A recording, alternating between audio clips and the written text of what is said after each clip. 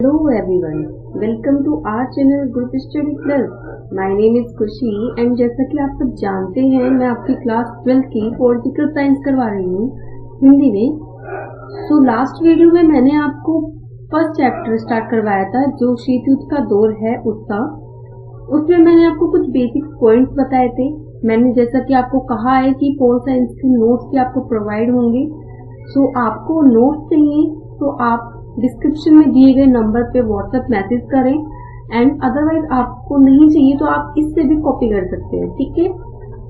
Notes का ये फायदा होता है कि लास्ट में जब एग्जाम कार्य होते हैं तो आपको बुक्स उठाने की जरूरत नहीं पड़ती, सिर्फ नोट्स से ही आपका वेल मेंटेन सारे चैप्टर्स कंप्लीट हो जाते हैं और आपको ज्यादा प्रेशराइज होने की जरूरत नहीं है। ओके, थोड़ा सा ओवरव्यू करते हैं, मतलब ओवरव्यू देखते हैं पहले वाले लास्ट वीडियो का जो मैंने फर्स्ट चैप्टर स्टार्ट करवाया था उसका, ठीक है। देखते हैं शीत युद्ध का दौर था फर्स्ट चैप्टर, आपको पता है मैंने स्टार्ट करवाया था लास्ट वीडियो में। उसमें मैंने आपको सबसे पहले दो बात बताई थी, एक अमेरिका और सोवियत संघ महाशक्ति थे, क्यों बन रहे थे, किसी को याद है? आई होप आपको याद होगा। ज्यादा इतना हार्ड नहीं है चैप्टर, बस इतना है कि इस इजीली समझ के चलोगे तो आपको 6 चैप्टर आने वाले 6 चैप्टर्स में बहुत इजीली सब कुछ समझ में आ जाएगा, क्योंकि ये फर्स्ट चैप्टर आपके 6 चैप्टर से बहुत ज्यादा ही महत्वपूर्ण या इम्पोर्टेंस रखता है, ठीक है। ओके, मैंने आपको सोवियत संघ और अमेरिका के बारे में बताया था, दोनों ही महाशक्ति बनना चाहते थे। क्यों? क्योंकि विश्व पे अपना राज चलाना चाहते थे, ठीक है। जैसा कि आपको पता है अमेरिका 1776 में और सोवियत संघ 1922 में आजाद हुआ है। उसके बाद से ही 1945 से दोबारा बोल रही हूँ, इस सन को याद कर लो, 1945 से 1991 तक का शीत युद्ध का दौर चला है, ठीक है। अब एग्जैक्ट डेट तो किसी को पता नहीं कि महीना कब था या डेट कब की खत्म हुआ है, नहीं, सिर्फ साल पता है जो आपको अच्छे से याद करना है। आ सकता है 1 मार्क्स में, और बाकी इतना हार्ड नहीं है जो आपको याद ना हो, ठीक है। चलो आगे स्टार्ट करते हैं। नाटो बताया था आपको मैंने, ठीक है, ओवरव्यू दे रही हूँ, बस सिंपली छोटा सा समझिए जिससे आपके माइंड में सब कुछ क्लियर होता चले। नाटो बताया था जो अमेरिका की क्या था, बताओ, सोचो माइंड में, अमेरिका का सैनिक गठबंधन था, ठीक है। नाटो, फिर सीटो, फिर सेंटो, ये बने थे। इनके सन खुद याद करो आप, ठीक है। वैसे तो मैं बता देती हूँ, बट ये है कि आप अपने माइंड में थोड़ा लेके चलो कि हाँ मेरे को सन याद होने चाहिए। अगर हैंड टू हैंड आप सन याद करते चलोगे सबके, तो आपको डेट में कंफ्यूजन नहीं होगी। सबसे इम्पोर्टेंट बात, डेट्स में कंफ्यूजन नहीं होगी और आप इजीली सब कुछ समझ पाओगे, ठीक है। ओके, 1949 में नाटो, 1954 में सीटो और 1955 में सेंटो। इसी के विरोध में सोवियत संघ ने वार्सा पैक्ट बनाया 1955 में, 1955 में, ठीक है। आगे देखते हैं। मैंने आपको आगे बताया था प्रथम विश्व युद्ध आपको पता है, द्वितीय विश्व युद्ध बताया। फिर अमेरिका ने जब पुनर्निर्माण के लिए यूरोपीय संघ की मदद की, उसमें मार्शल योजना चलाई उसने, वो बताया ईगो के तहत, ठीक है। उसमें फिर मैंने आपको बताया कि गुटनिरपेक्ष आंदोलन, बांडुंग सम्मेलन पता है ना आपको, गुटनिरपेक्ष आंदोलन को कहते हैं, जिसे अफ्रो एशियाई सम्मेलन भी कहा जाता है। एक इसमें इम्पोर्टेंट बात, 1955 में सिर्फ विचार रखे गए थे। आपको मैंने पहले भी हेडलाइन करके बताया था, बट अब भी बता रही हूँ क्योंकि ये इम्पोर्टेंट है। सो प्लीज इसे याद रखना, 1955 में सिर्फ विचार रखे गए थे गुटनिरपेक्ष आंदोलन के, और 1961 में बेलग्रेड में, यूगोस्लाविया की राजधानी में, ये कंप्लीटली हो गया था ये सम्मेलन, और ये गुटनिरपेक्ष आंदोलन या सम्मेलन पूरी तरह से कंप्लीट हो चुका था, ठीक है।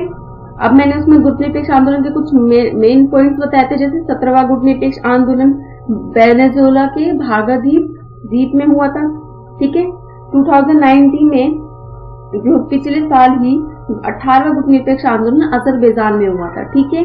इसके बाद मैंने आपको गुटनिरपेक्षता की थोड़ी बात बताई थी। फिर एक मैंने बम का नाम बताया था, वो बहुत इंपॉर्टेंट है। एक लिटिल बॉय जिसने उसके नागासाकी के उस पे गिरा था, ठीक है, सॉरी, लिटिल बॉय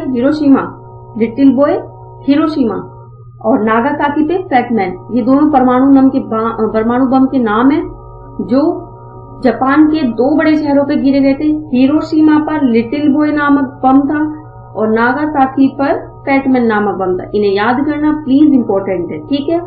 फिर मैंने आपको डेफिनेशंस बताई थी और उनकी सन बताए थे, जैसे कि यहाँ पर देख सकते हो आप। ये संधियां बताई थी। लास्ट वीडियो में मैंने आपको ये जो CTBT, LTBT, NPT लिखा है ये मैंने आपको बता चुकी थी। संधियां क्यों की गई थी? परमाणु हथियारों को रोकने के लिए ये संधियां की गई थी। ठीक है, आगे देखते हैं। जो साल्ट लिखा है ना आपको, साल्ट पर 4th नंबर पे दिख रहा है ना ये वाला, ये मैंने पिछली वीडियो में 26 नहीं लिखा था, यहाँ पर 2 लिखा है तो ये 26 है। प्लीज इसे ध्यान से देख लेना, ध्यान से उतारते टाइम देख लेना। अगर आप आगे पहुंच चुके हो नोट्स में तो प्लीज इसे 26 मई कर लेना। ठीक है, ये 26 मई को हुई थी, इनकी एग्जैक्ट डेट है, क्योंकि आपको पता है किसी चीज पे हम साइन करेंगे तो हमें याद रहेगा हाँ उस दिन उस डेट पे हमने साइन की थी, तो इसलिए ये डेट एग्जैक्ट है। ठीक है, ओके, ये मैंने आपको बता चुकी। इसके बारे में फुल क्लियरिटी से हम नेक्स्ट वीडियो में पढ़ेंगे। ठीक है, आगे देखते हैं। मैंने इतना पढ़ा चुकी थी आपको। यूएसए और यूएसएसआर आपको पता है, अमेरिका और सोवियत संघ। ठीक है गाइस, आगे देखते हैं। चलो बच्चों, आगे वीडियो स्टार्ट करते हैं। आगे की मैं एक छोटी सी ट्रिक बता रही हूँ। जो गुटनिटेक्स के संस्थापक देश थे और जिनके प्रधान वो थे, राष्ट्रपति थे या फिर प्रधानमंत्री भी कह सकते हैं, क्योंकि भारत के तो प्रधानमंत्री थे बट और देश के राष्ट्रपति थे, तो उसमें एक छोटी सी ट्रिक है, बिगनी। ठीक है, इसे याद कर लो बस, बिगनी। ठीक है, ME नहीं MY, प्लीज ध्यान से सुनिए, ME नहीं MY, बिगनी। ठीक है, बिगनी से याद रखना, B से भारत, I से इंडोनेशिया, G से घाना, M से मिस्र और Y से यूगोस्लाविया। ठीक है, ये 5 देश थे जिन्होंने मिलकर गुटनिटेक्स आंदोलन की स्थापना की। संस्थापक गुटनिटेक्स आंदोलनों के देश थे और ये उनके प्रेसिडेंट या फिर प्राइम मिनिस्टर। ठीक है, भारत के उस टाइम पे, क्योंकि ये किसकी बात है, 1961 में, क्योंकि गुटनिटेक्स आंदोलन का सम्मेलन जब आयोजित हुआ, जब वो पूरी तरीके से आयोजित हुआ तो वो 1961 में हुआ था। ठीक है, आपको पहले भी बता चुकी हूँ। 1961 में बेलग्रेड सम्मेलन के तहत गुटनिटेक्स आंदोलन की स्थापना हुई थी, जिसके भारत के पंडित जवाहरलाल नेहरू थे। क्योंकि जब भारत आजादी हुआ था तो पहले प्रधानमंत्री हमारे भारत के पंडित जवाहरलाल नेहरू थे। इंडोनेशिया के डॉक्टर सुकर्णो, घाना के वामे एन क्रूमा और मिस्र के कर्नल नासिर और यूगोस्लाविया के मार्शल टीटो। इस ट्रिक को याद रखोगे तो आपको 5 देश याद रहेंगे, अदरवाइज आप इसमें हमेशा कंफ्यूज रहोगे कि कौन सा देश आप भूल रहे हो और कौन सा देश आपको याद है। सो प्लीज इस बिगनी को याद रखना। B से भारत, I से इंडोनेशिया, G से घाना, M से मिस्र और Y से यूगोस्लाविया। ठीक है, आगे बढ़ते हैं बच्चों। देखो ये नोट्स वैसे तो बहुत इजी लैंग्वेज में है, बट मैं आपको सिंपली छोटे छोटे क्वेश्चन आंसर्स हैं उन्हें पढ़ा देती हूँ। इन्हें आप नोट करना चाहते हैं नोट कर लीजिए, नहीं तो अदरवाइज आप व्हाट्सएप पे मैसेज करिए और मैं आपको PDF बिल्कुल नोट्स की आपको दूंगी। सो आगे देखते हैं, शीत युद्ध किसे कहते हैं। ठीक है, सबसे पहला क्वेश्चन और सबसे इम्पोर्टेंट क्वेश्चन माइंड में आता है कि इस चैप्टर से स्टार्टिंग इससे हो रही है कि शीत युद्ध किसे कहते हैं। तो शीत युद्ध से अगर हम सेकंड क्वेश्चन भी देखें, क्योंकि क्वेश्चन पेपर में 2 लैंग्वेज में क्वेश्चन आते हैं, या तो घुमा फिरा के दे देंगे या सिंपली पूछ लेंगे। ठीक है, उसमें हमने सिंपली पूछा शीत युद्ध किसे कहते हैं और वो ही कहे हम शीत युद्ध से क्या समझते हैं आप, और इसके बीच और ये किसके बीच लड़ा गया, क्यों लड़ा गया, कब लड़ा गया, ये सब की इन्फॉर्मेशन हमें देनी पड़ेगी, क्योंकि वो पूरा ही पूछ रहा है शीत युद्ध किसे कहते हैं।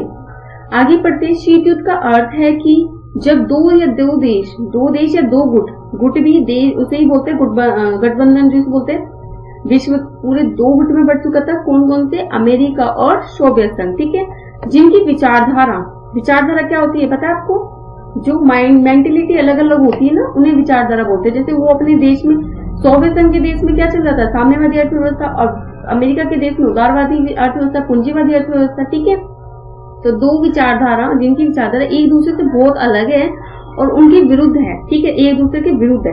तो ऐसी स्थिति को युद्ध की तैयारी करते हैं। ऐसी स्थिति में युद्ध की तैयारी तो होगी जब वो उसकी बात, क्योंकि दोनों महाशक्ति बनना चाहते थे, वो चाहता था वो मेरी फॉलो करे, वो चाहता था वो मेरी फॉलो करे।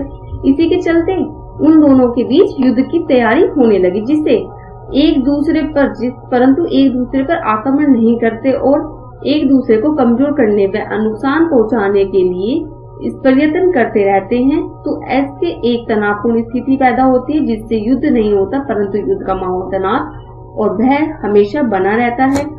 ऐसी स्थिति को शीत युद्ध कहा जाता है।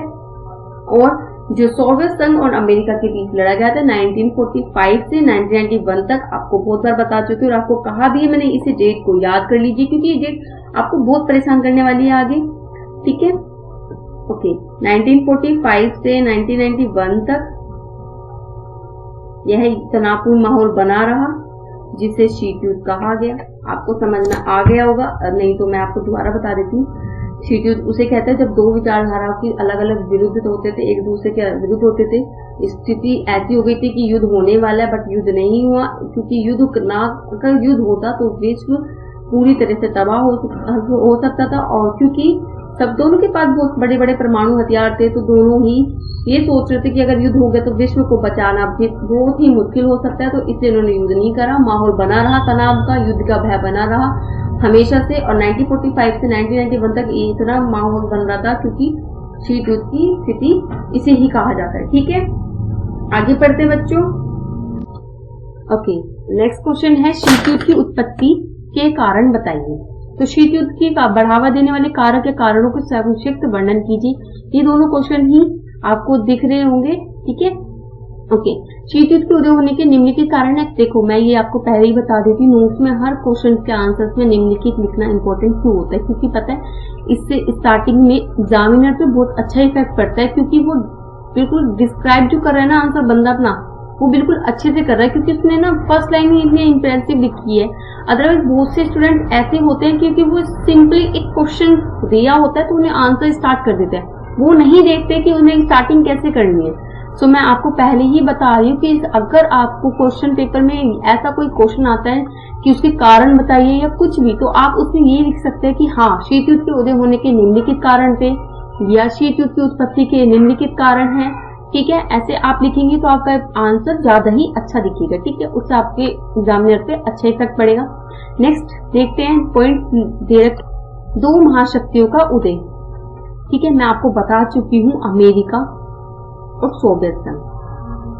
ठीक है, इन दोनों ने ही क्या किया, दूसरे विश्व युद्ध खत्म हुआ था 1945 में, दोनों ने ही महाशक्ति बनने के लिए अपने हथियारों का निर्माण किया, अपनी अर्थव्यवस्था को विकसित किया दोनों ने ही, और अपने विकसित करने के बाद महाशक्ति बन गए। ठीक है, दोनों महाशक्ति अब लास्ट में क्या होता है, अतः देखो यहाँ लिखा है लास्ट में, दोनों महाशक्तियों के बीच प्रतियोगिता आरंभ हुई, मतलब दोनों के बीच कंपटीशन स्टार्ट हो गया। क्यों हो गया, क्योंकि दोनों ने ही हथियार का निर्माण इतना कर लिया था, विकसित कर ली थी अपनी अर्थव्यवस्था, तो दोनों ने महाशक्तियां विश्व में अपने अपने प्रभाव को बढ़ाना चाहती थी, जिस कारण शीत युद्ध का उदय हुआ। ये भी एक पॉइंट माना जा सकता है कि दो महाशक्तियों के उदय से ही शीत युद्ध की स्टार्टिंग हुई, क्योंकि दोनों महाशक्तियां विश्व में अपना प्रभाव बढ़ाना चाहती थी, इसलिए दोनों महाशक्तियों के बीच शीत युद्ध की स्टार्टिंग हुई। ठीक है, सेकेंड पॉइंट देखते हैं, परस्पर विरोधी विचारधारा। परस्पर विरोधी विचारधारा क्या है, सोवियत संघ और संयुक्त राज्य अमेरिका की विचारधारा एक दूसरे से अलग थी, आपको बताया था मैंने स्टार्टिंग में ही, और दोनों की विचारधारा एक दूसरे के विरुद्ध थी, क्योंकि एक थी उदारवादी विचारधारा तो दूसरी थी वो वाली समाजवादी विचारधारा। ठीक है, देखो इसमें सिंपली एक छोटी सी लाइन लिखी है, संयुक्त राज्य अमेरिका की उदारवादी विचारधारा थी, पूंजीवादी अर्थव्यवस्था थी, तो उसी के विरोध में, ठीक है, दूसरी ओर सोवियत संघ के साम्यवादी विचारधारा थी और समाजवादी अर्थव्यवस्था थी। ठीक है, सोवियत संघ और अमेरिका दोनों की ही एक दूसरे की विचारधारा का विरोध करते, क्योंकि वो महाशक्ति बनना चाहते थे। अब दोनों ही एक दूसरे के विकास को रोकना चाहते थे और अपनी विचारधारा को विश्व में फैलाना चाहते थे, जिस कारण शीत युद्ध का उदय हुआ। क्यों हुआ ये भी आपकी पता चल चुका है, क्योंकि परस्पर विरोधी विचारधारा, दोनों एक दूसरे की विचारधारा, एक दूसरे की समाज पे, मतलब जो भी उनकी समाजवादी अर्थव्यवस्था थी उस पे विरोध करते थे। ठीक है, नेक्स्ट आगे देखते हैं थर्ड पॉइंट। ओके, आगे देखते हैं सैनिक संगठन का निर्माण। दोनों ही विचारधाराओं ने अपने सैनिक संगठन, अपने प्रभाव को बढ़ाने के लिए, विश्व में अपने प्रभाव को बढ़ाने के लिए दोनों ने सैनिक संगठन का निर्माण किया। जैसे कि आपको मैंने पहले ही बताया था, 1949 में अमेरिका ने 1949 में नाटो, 54 में सीटो और 1955 में सेंटो की स्थापना की, जिससे गठबंधन में जबकि समाजवादी, मतलब जबकि सोवियत संघ ने अपने उसके विरोध में समाजवादी, जो कि अमेरिका का विचारधारा थी, अमेरिका का गठबंधन था, उसके विरोध में 1955 में वार्सा पैक्ट संधि की संगठन क्या, वार्सा पैक्ट संधि संगठन का निर्माण किया। ठीक है, स्थापना की, ये भी बोल सकते हैं, जिससे दोनों महाशक्तियों के बीच तनाव उत्पन्न हुआ और दोनों ही विश्व में अपना प्रभाव बढ़ाने के चक्कर में दोनों के बीच युद्ध की स्थिति होने लगी। इसे ही शीत युद्ध की स्टार्टिंग कहा। लास्ट पॉइंट है मार्शल योजना। फोर्थ पॉइंट है ये फर्स्ट क्वेश्चन का कि शीत युद्ध की उत्पत्ति क्यों हुई थी, स्ट्रीट यूथ की उत्पत्ति के कारण बताइए। तो उसका फोर्थ पॉइंट है, दूसरे विश्व युद्ध के बाद जब अमेरिका था ना, उसके मंत्री ने 1948 में यूरोपीय संघ के यूरोपीय देश जो थे, यूरोपीय संघ भी बोल सकते हैं, ये रहा यूरोपीय देश जो थे, उनकी आर्थिक सहायता प्रदान करने के लिए या फिर उनका पुनर्निर्माण करने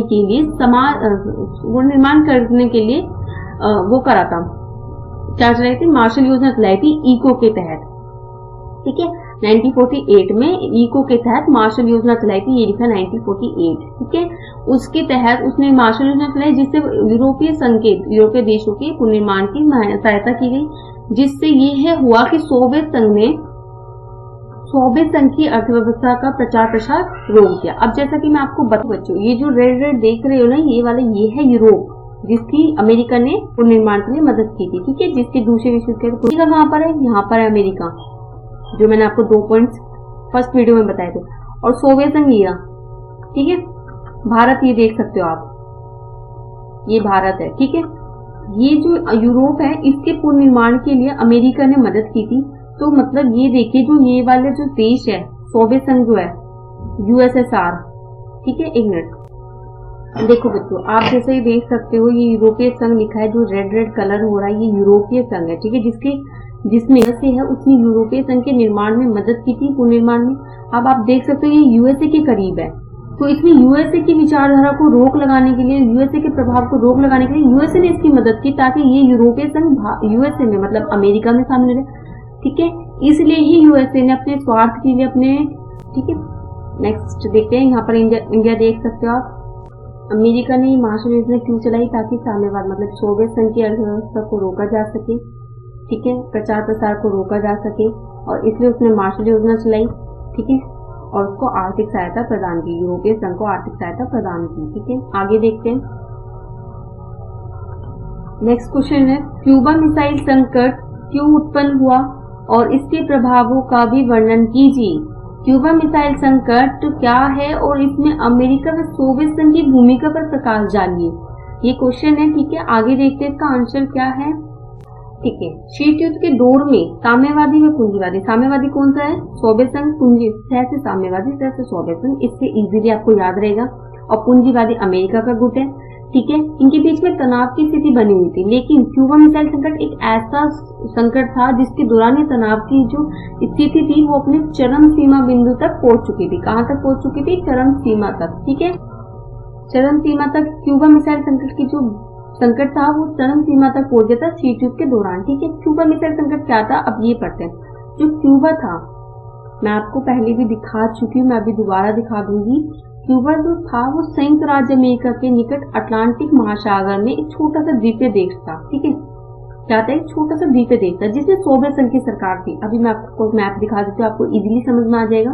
देखो बच्चों, ये जो छोटा सा आप देख सकते हो रेड वाला, ये क्यूबा है। ठीक है, छोटा सा, यहाँ पर सोवियत संघ है।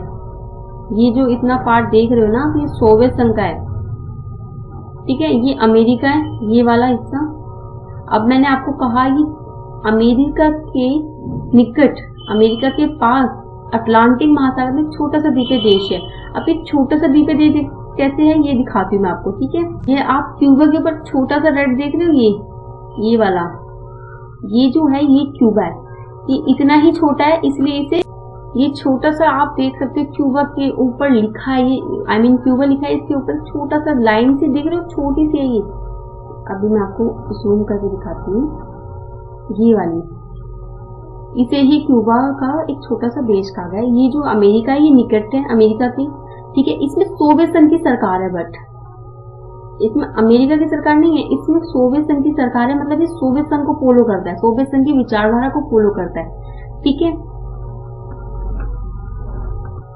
आपको बता चुकी हूँ, जिसमें क्यूबा में सोवियत संघ की सरकार, ठीक है, सोवियत संघ की सरकार थी, तो उसमें क्यूबा में सोवियत संघ की सरकार थी, समर्थक की सरकार थी। ठीक है, जिसमें क्यूबा जो था देश, अटलांटिक शहर जो देश था, छोटा सा द्वीपीय देश था, संघ की समर्थक सरकार थी। ये उत्तरी अमेरिका व दक्षिणी अमेरिका के महाद्वीप में एकलौता देश था जिसमें सोवियत संघ की समर्थक सरकार चलती थी। ठीक है, इसमें यही लिखा है, क्यूबा में साम्यवादी सरकार थी। ठीक है, जो कि सोवियत संघ की सरकार थी। 1961 के अंत में सोवियत संघ के राष्ट्रपति निकिता क्रुश्चेव निकिता क्रुश्चेव की आपको फोटो दिखा चुकी हूँ, इतनी इंपॉर्टेंट नहीं है बट फिर भी आप देख लेना, गूगल पे सर्च करके देखो निकिता क्रुश्चेव, आपको फोटो दिख जाएगी। ठीक है, निकिता क्रुश्चेव को यह संदेह हुआ जो क्यूबा का राष्ट्रपति था वो कौन था, फिदेल कास्ट्रो। ठीक है, उसे याद रखना आप नाम को, ये तीनों नाम इसमें दिए हुए हैं, देखो ये क्यूबा का राष्ट्रपति फिदेल कास्ट्रो। अब यहाँ पर सोवियत संघ जो है, आपको मैप दिखाती हूँ, देखो जो सोवियत संघ का राष्ट्रपति था, कौन था क्यूबा का राष्ट्रपति, सॉरी सोवियत संघ का राष्ट्रपति कौन था, मैंने अभी भी आपको बताया, आप याद करो। सोवियत संघ का राष्ट्रपति निकिता क्रुश्चेव था। ठीक है, क्यूबा का राष्ट्रपति फिदेल कास्ट्रो और यूएसए का राष्ट्रपति जॉन एफ कैनेडी। ठीक है, ये तीनों थे कि इसको सोवियत संघ को, यूएसएसआर को यह संदेह हुआ कि अमेरिका क्यूबा पर आक्रमण करके अपना तख्ता पलट न कर दे। मतलब अमेरिका, क्योंकि ये देखो ये दोनों के बीच में विचारधारा थी, सोवियत संघ और यूएसए के बीच में, मतलब यूएसएसआर और यूएसए, अमेरिका और सोवियत संघ, इनके बीच में विचारधारा का विरुद्ध थे, मतलब इनके बीच में तनावपूर्ण स्थिति थी, युद्ध का माहौल था। तो इसमें सोवियत संघ ने ये सोचा कि अगर ये है क्यूबा में मेरी सरकार का तख्ता पलट करके, मतलब मेरी जो सरकार चल रही है क्यूबा में उसका तख्ता पलट क्या करूंगा, इसलिए इसको सोचते हुए सोवियत संघ के राष्ट्रपति ने, निकिता क्रुश्चेव ने क्यूबा पर मिसाइलें तैनात कर दी। ठीक है, ओके, आपको दिखा चुकी हूँ कि जो फिदेल कास्ट्रो और क्यूबा के राष्ट्रपति फिदेल कास्ट्रो और अमेरिका के राष्ट्रपति जॉन एफ कैनेडी और उसके सोवियत संघ के राष्ट्रपति निकिता क्रुश्चेव ने ये सोचा कि राष्ट्रपति जॉन एफ कैनेडी क्यूबा पर तख्ता पलट ना कर दे, फिदेल कास्ट्रो की सरकार का तख्ता पलट ना कर दे जो सोवियत संघ की सरकार चल रही थी क्यूबा में, और अपनी पूंजीवादी समर्थक सरकार स्थापित ना करे, मतलब ठीक है, कर सकता है, उसे लग रहा था कि ये सब हो सकता है। तो इसी संभावना को देखते हुए सोवियत संघ के राष्ट्रपति निकिता क्रुश्चेव ने क्यूबा को एक सैनिक अड्डे में बदलने का निर्णय लिया। सैनिक अड्डे में बदलने का निर्णय कैसे लिया, क्योंकि उसने 1962 में क्यूबा में जो छोटा सा द्वीपीय देश है ना क्यूबा, उस पर परमाणु हथियार तैनात कर दिए, वह मिसाइलें तैनात कर दी, ताकि अमेरिका अगर उस पर हमला करता है तो वो मिसाइलें उसको उल्टा जवाब दे सके और अमेरिका को क्यूबा में से भगा सके। तो ठीक है, ये सब हुआ 1962 में क्यूबा ने अपनी परमाणु हथियार और अपनी मिसाइलें तैनात कर दी। अब क्या होता है, जो अमेरिका है ना, अमेरिका को इस बात की जो भनक होती है, इस बात का जो पता होता है वो 3 हफ्ते बाद लगता है, मतलब पूरे 21 दिन बाद पता लगता है कि सोवियत संघ ने मेरे विरुद्ध क्यूबा में मिसाइलें तैनात कर रखी है परमाणु हथियार वाली। ठीक है, तो इससे क्या होता है कि इसमें अमेरिका को जो है ना सुरक्षा होती है, अपनी अमेरिका की जो सुरक्षा है उसके लिए खतरा उत्पन्न लगता है उसे, कि ये तो मेरी सुरक्षा के लिए खतरा है, क्योंकि ये कभी भी मिसाइलें तैनात जो हो रही है कभी भी मेरे ऊपर मतलब मेरे देश के ऊपर छोड़ी जा सकती है और मेरे देश को बहुत बड़ा नुकसान हो सकता है। नुकसान क्या, बिल्कुल खत्म ही हो सकता है, क्योंकि आपको पता है परमाणु हथियार कितने ही ज्यादा नुकसानदायक होते हैं।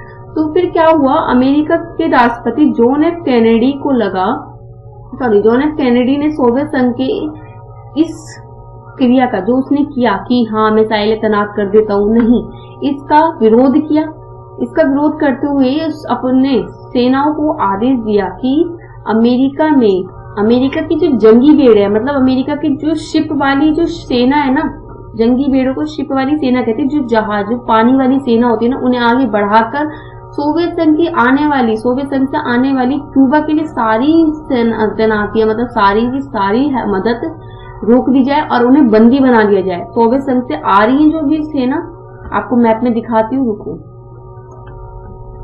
देखो बच्चों, जो सोवियत संघ है उसने क्यूबा, ये जो सोवियत संघ है आपको दिख रहा होगा, ये जो सोवियत संघ है इसने क्यूबा की मदद के लिए मिसाइलें तैनात की और उसकी मदद के लिए बहुत सी चीजें भेजी, जैसे परमाणु हथियार और बहुत सी चीजें भेजी। तो अमेरिका ने ही इसे, क्योंकि अमेरिका के पास है ना, ये क्यूबा ही अमेरिका के पास है, तो अमेरिका ने अपनी जंगी बेड़े आगे करके, मतलब अपनी जहाज, क्योंकि जो ब्लू है सारा ओशियन है, अटलांटिक ओशियन, तो अपनी जहाज वाली जंगी बेड़ों को आगे करके सोवियत संघ की जो भी मदद आ रही थी क्यूबा के लिए उसे बंदी बना लिया गया और क्यूबा को कहा गया कि अपनी मिसाइलें जो मिसाइलें तुमने लगा रखी है उसे भी हटा ली जाए और क्यूबा को भी अपने पूरे उसमें घेर लिया गया, घेराबंदी कर ली गई क्यूबा की। ठीक है, और सोवियत संघ की जंगी बेड़े आने से रोक दी गई, बीच में ही उन्हें जंगी बेड़ों को उनकी अमेरिका की जंगी बेड़ों ने उससे सोवियत संघ की आने वाली सारी चीजों को मदद को रोक दिया गया और इसीलिए इससे क्यूबा मिसाइल संकट कहा गया। ठीक है, सोवियत संघ ने अब जॉन एफ कैनेडी ने इसका विरोध किया। ऐसे मिसाइलें तैनात करने के ऊपर इसने जॉन एफ कैनेडी ने सोवियत संघ के विरोध किया और अपनी सेनाओं को आदेश दिया। ये मैं आपको बता चुकी, जंगी बेड़ों को आगे करके उसने सोवियत संघ की आने वाली सारी सेनाओं को और जहाजों को बंदी बना लिया, जिससे तनावपूर्ण स्थिति बनी और युद्धकारी स्थिति उत्पन्न हुई और दोनों महाशक्तियों से आमने सामने युद्ध की स्थिति आ गई, जिससे पूरे विश्व को लगा कि अब शायद युद्ध होकर ही रहेगा, क्योंकि दोनों ही युद्ध दोनों ही महाशक्ति, दोनों ही गुट आपस में आ चुके थे, क्योंकि सोवियत संघ की जो आने वाली सेना थी और जो अमेरिका ने अपनी जंगी बेड़ों से उन्हें बंदी बना लिया था और क्यूबा की घेराबंदी कर ली थी। इसी के देखते हुए विश्व में सभी देशों को लग रहा था कि शायद अब युद्ध होकर ही रहेगा। ओके, अपरोध किसे कहते हैं? युद्ध का आशय उससे है कि दो गुट या दो महाशक्तियां आपस में युद्ध से होने वाली विनाश की संभावना को देखते हुए, जो युद्ध से होने वाले विनाश को देखते हुए युद्ध ना करने की सोचते हैं, उसे अपरोध कहा जाता है। ठीक है, थर्ड पॉइंट देखते हैं बच्चों। थर्ड पॉइंट में ये लिखा है कि क्यूबा मिसाइल संकट को समाप्त करने के लिए दोनों महाशक्तियों ने अपने अपने कदम जो उठाए थे वो वापस ले लिए, यानी सोवियत संघ ने अपनी मिसाइलें वापस ले ली और अमेरिका ने क्यूबा की घेराबंदी समाप्त कर दी और सोवियत संघ के जहाज व सेनाओं को वापस छोड़ दिया। ठीक है, फोर्थ पॉइंट में देखते हैं बच्चों। पॉइंट में लिखा है क्यूबा संकट के बाद यूएसए और यूएसएसआर दोनों के बीच तनाव कम हो गया और इनके बीच शांति का युग आरंभ हो गया, क्योंकि दोनों ने ही संध्या स्टार्ट करनी, जिससे परमाणु हथियारों को कम किया जा सके और इनके बीच में शांति युग स्टार्ट हो गया। ठीक है, फिफ्थ पॉइंट में लिखा है क्यूबा संकट के बाद दोनों महाशक्तियों के बीच संबंध सुधरने लगे और दोनों महाशक्तियों ने आपसी सहयोग हेतु अपने आपसी सहयोग को बढ़ावा देने के लिए संधियां व समझौते किए, जैसे 1963 में एलटीबीटी, 1968 में एनपीटी, ऐसी कई संधियां की गई जिससे दोनों देशों के संबंध सुधरने लगे। ठीक है, I hope you get my point. ठीक है, आगे बढ़ते हैं। परमाणु परिरोधन या अपरोध किसे कहते हैं, जो मैंने आपको ऊपर पढ़ाया था उसी का एक छोटा सा क्वेश्चन बनाया है मैंने, जिससे आप इजीली और आसानी से समझ सकते हैं। इसे परमाणु परिरोधन या फिर अपरोध भी कहा जाता है। तो परमाणु परिरोधन या अपरोध उस स्थिति को कहते हैं जब दो देश या दो गुट जिनके पास इतनी अधिक परमाणु शक्ति होती है कि वे दोनों गुट एक दूसरे का संपूर्ण विनाश कर सकते हैं, और ऐसी स्थिति में दोनों गुट युद्ध से होने वाले विनाश की संभावनाओं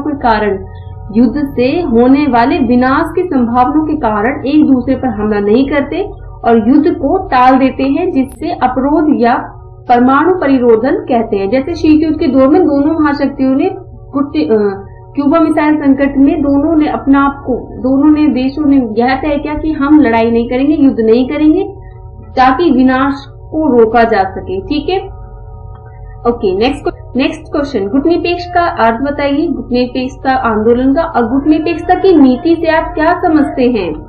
गुटनिरपेक्षता का अर्थ है जब कोई देश या विश्व किसी भी गुट में ना शामिल होते हुए बल्कि दोनों गुटों से समान दूरी व समान संबंध स्थापित करता है और अपनी स्वतंत्र नीति का पालन करता है, उसे ही गुटनिरपेक्षता की नीति कहते हैं। जैसे शीत युद्ध के दौर में भारत जैसे कई नवस्वतंत्र देशों ने गुटनिरपेक्षता की नीति पर विचार रखे 1955 में, और 1961 में यह सम्मेलन आयोजित हुआ, जिसके दौरान भारत जैसे गरीब और विकासशील देशों ने मिलकर अपनी स्वतंत्र नीति का पालन किया और किसी भी गुट में शामिल नहीं हुए। अगर वो किसी गुट में शामिल हो जाते तो वो एक भय, एक लड़ाई, एक युद्ध की स्थिति में बने रहते। ठीक है, इसलिए उन्होंने किसी भी गुट में शामिल होने का तय किया। क्वेश्चन, गुटनिरपेक्ष आंदोलन ने किस प्रकार दो ध्रुवीय विश्व को चुनौती दी, स्पष्ट कीजिए। अब ये जो दो ध्रुवीय विश्व है, ये आपका नेक्स्ट चैप्टर का नाम, ये दो ध्रुवीय विश्व का अंत।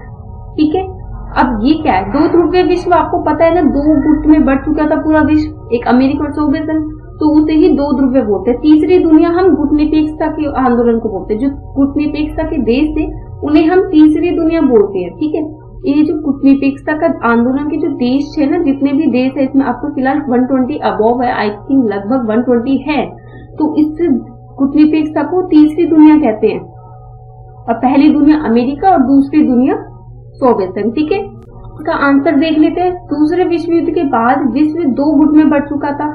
ठीक है, एक और यूएसए, दूसरी ओर यूएसएसआर, जिसमें समाजवादी गुट था। समाजवादी अर्थव्यवस्था चलती थी। ठीक है, ऐसी स्थिति में नव स्वतंत्र देशों ने अपने गुट से दूर रहकर, किसी भी गुट में, दोनों गुटों से दूर रहकर तीसरा विकल्प उपलब्ध किया, जिसे तीसरी दुनिया भी बोलते हैं, जिसे तीसरा गुट भी बोलते हैं, तीसरी दुनिया भी बोलते हैं। ठीक है, उसका नाम था गुटनिरपेक्षता। ठीक है, गुटनिरपेक्ष आंदोलन। ठीक है, अभी 1960 में बेलग्रेड में यूगोस्लाविया की राजधानी में हुआ था। मैं आपको बार बार इसलिए बताई ताकि आपको याद रहे ये चीजें।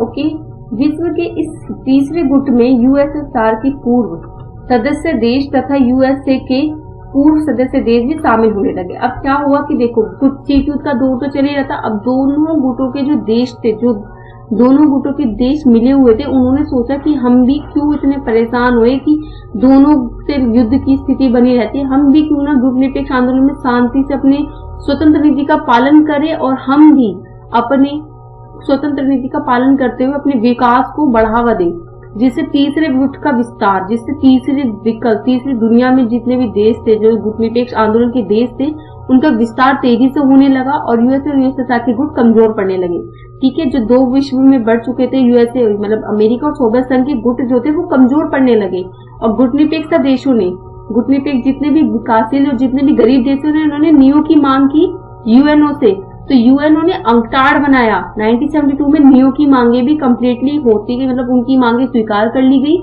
और यह कहा उनको आर्थिक सहायता प्रदान की गई विकासशील देशों को, जो अभी स्वतंत्र हुए थे। नव स्वतंत्र देशों को आर्थिक सहायता प्राप्त करवाई गई और जिससे दोनों गुट में कमजोर पड़ने लगे। सोवियत संघ और अमेरिका दोनों ही कमजोर पड़ने लगे और अपनी शक्ति खोने लगे, जिस कारण शीत युद्ध भी कमजोर पड़ने लगा और दोनों गुटों में चुनौती भी मिलने लगी। और दोनों गुटों को चुनौती मिलने लगी तीसरे गुट से, विकासशील गुट से, क्योंकि उसमें बहुत से देश शामिल हो रहे थे नए नए और वो अपना आर्थिक विकास भी तेजी से कर रहा था। ओके बच्चों, आज के लिए इतना ही। हमने 6 क्वेश्चंस कर चुके हैं और आपको बेसिक्स चीजें भी बता चुकी हूँ। Thank you for listening my video and please share to all your friends and subscribe this channel. और अगर आपको इसके नोट्स की पीडीएफ चाहिए तो आप मेरे व्हाट्सएप नंबर पे डिस्क्रिप्शन में दिया गया है, उसे पे व्हाट्सएप कर मैसेज करें, मैं आपको नोट्स प्रोवाइड कराऊंगी। अदरवाइज आप लिख भी सकते हो, कोई प्रॉब्लम नहीं है। ठीक है, आज के लिए इतना ही। Thank you.